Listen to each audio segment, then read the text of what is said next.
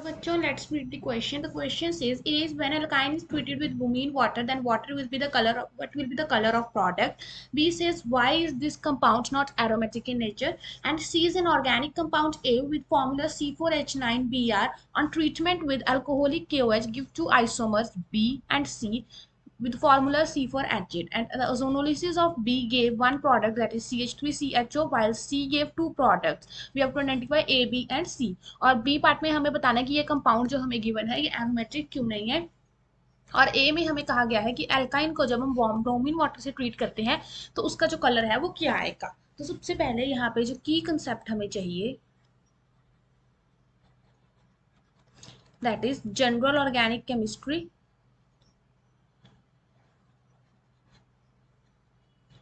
And hydrocarbons.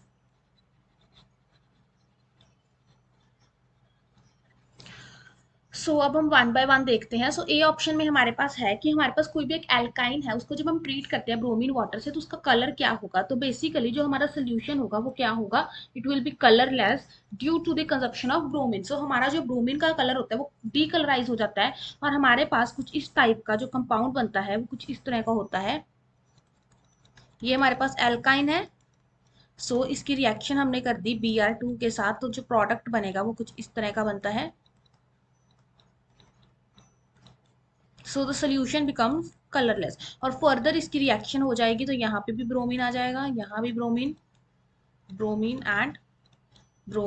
And here it will B H and H। इस तरह से addition reaction होती है and the solution will be colourless, it will decolourise bromine. अब हमारे पास next part जो है उसमें क्या कहा गया है, बी कह रहे हैं कि ये कंपाउंड हमारे पास एरोमेटिक क्यों नहीं है। एरोमेटिक की हमारे पास कुछ कंडीशंस होती हैं कि सिस्टम जो है वो प्लेनर होना चाहिए, उसमें कॉन्जुगेशन ऑफ इलेक्ट्रॉन्स होनी चाहिए। ओके, अगर हम यहाँ पे देखें हमारे पास ये कार्बन sp2 हाइब्रिडाइज्ड है, ये भी sp2 है, ये भी sp2 है एंड ये भी sp2 है। बट ये वाली जो हमारे पास कार्बन है, this carbon is sp3 hybridized. और अगर स्ट्रक्चर में एक भी sp3 हाइब्रिडाइज्ड कार्बन आ जाती है तो वो सिस्टम में हमारे पास कॉन्जुगेशन पॉसिबल नहीं होती, और अगर कॉन्जुगेशन पॉसिबल नहीं होती तो वो सिस्टम क्या होता है, it is not aromatic compound. अब हम सी पार्ट देखते हैं। सी में हमारे पास कहा गया है कि एक ऑर्गेनिक कंपाउंड ए है जिसका फॉर्मूला हमें गिवन है, दैट इज C4H9Br। ये हमारे पास फॉर्मूला है। तो इसकी ट्रीटमेंट की गई अल्कोहलिक KOH के साथ, तो ये हमें दो आइसोमर्स दे रही है बी और सी। हम देखते हैं इसकी रिएक्शन किस तरह से होगी सी की। हमारे पास जो एल्कीन हो वो होगी alkyl halide, that will be like this. और इसकी अगर हम अल्कोहलिक KOH के साथ रिएक्शन करते हैं तो ये कह रहे हैं हमारे पास दो टाइप के प्रोडक्ट बनते हैं। एक तो हमारे पास बनेगा ये वाला, और एक अगर हम अल्कोहलिक KOH के साथ रिएक्शन करेंगे जो सेकंड हमारे पास एल्कीन बन सकती है, that is CH3CH2 CH double bond CH2। हमारे पास ये दो एल्कीन्स बन सकती है जिसमें से इसका नाम क्या हो गया, ब्यूट 2 ब्यूटीन और ब्यूट 2 इन, और इसका नाम हो गया हमारे पास 1 ब्यूटीन, क्योंकि हमारे पास यहाँ से भी हाइड्रोजन जा सकता है और यहाँ से भी हाइड्रोजन जा सकता है। अब अगर हम इसकी ओजोनोलिसिस करेंगे तो हमारे पास क्या होगा, बेसिकली जो दो प्रोडक्ट्स बनेंगे वो हम पहले तो हम ओजोनाइड बना लेते हैं। इसका बनता हम इस तरह से H लिख लेते हैं, सॉरी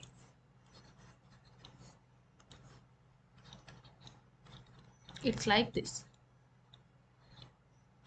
हमारे पास यहाँ से कट जाएगा तो हमारे पास क्या बन जाएगा, इसका जो प्रोडक्ट है दैट विल बी 2CH3CHO। तो हमारे पास इस तरह से एस्टेल्डिहाइड बन गया।